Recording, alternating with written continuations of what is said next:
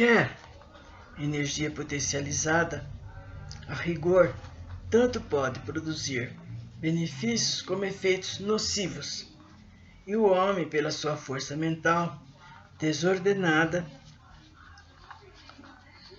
suas funções em desequilíbrios, pode provocar irritações nesse elemental primário que depois os prejudicam, promovendo a rebelião das células.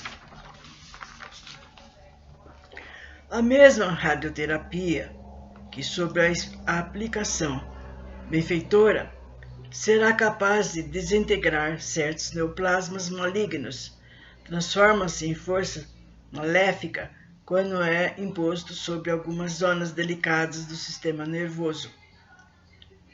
Quanto ao porquê que isso acontece aos animais e plantas, é que nem sempre essa simbiose de vida realiza-se de modo harmonioso na intimidade da planta e árvore, e os animais também. Então, origina-se o choque energético, desorganizando a composição das células vegetais ou animais.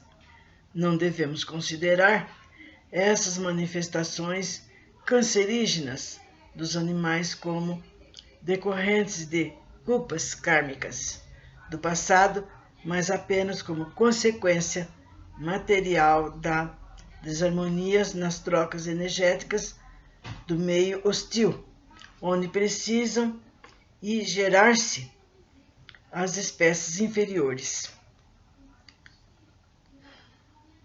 É cadinho de força, onde o Criador ensaia, tempera, plasma os invólucros, para o espírito adquirir consciência de existir e de saber.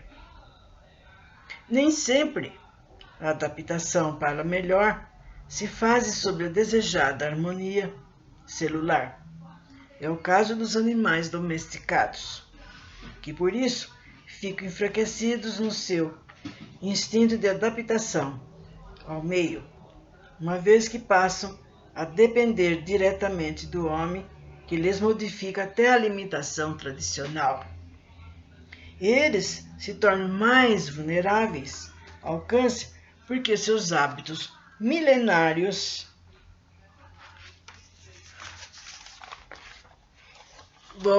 foram sendo mudados, gente. Desde, vocês pensam, eles, por exemplo, muitos animais ainda agem igualzinho desde a época que eles foram criados. Então, muitos na floresta, no mato, e esses domesticados já passaram, o homem, levou ao seu convívio, ao seu meio, no seu modo de ser. Então, começou a dar a alimentação, coisas que ele não estava acostumado. E com isso mexe no tipo de ser que ele era antes.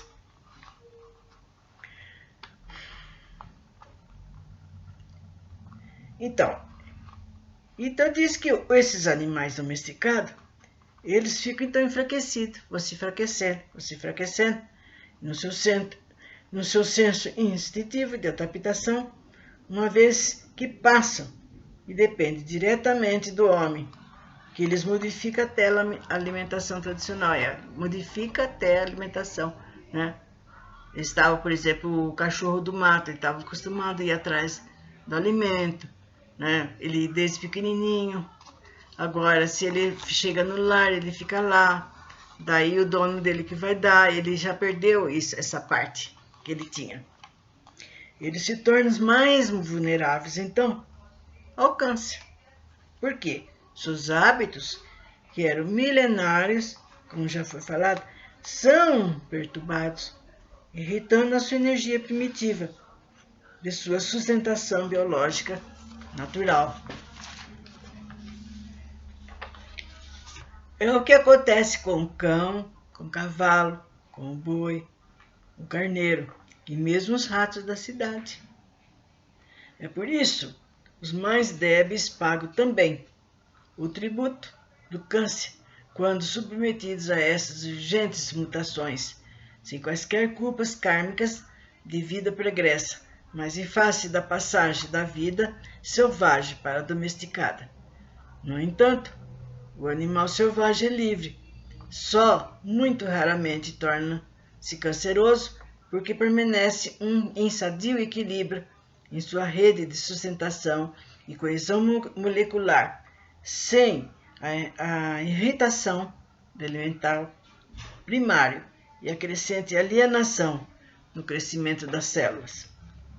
Entretanto, o câncer do homem é essencialmente de natureza kármica, pois a sua predisposição mórbida resulta do expurgo de cargas miasmáticas elaboradas pelos seus atos daninhos no passado e em prejuízo ao semelhante. Conforme a natureza do pecado, o conflito mental ou emotivo que a criatura cria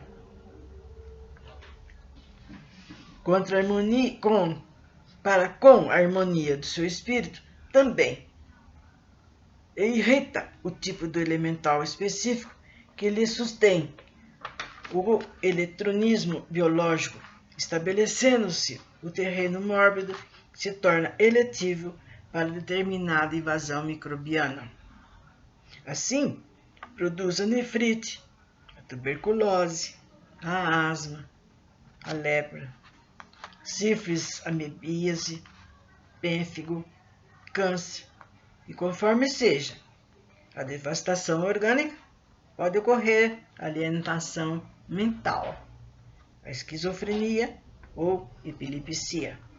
O processo morboso que reage do mundo oculto através do próprio elemento criador que é perturbado, ataca o sistema linfático, o sanguíneo, o ósseo, o endócrino, o muscular, produzindo doenças características diferentes entre si, desarmonizando as relações entre o perispírito e a carne.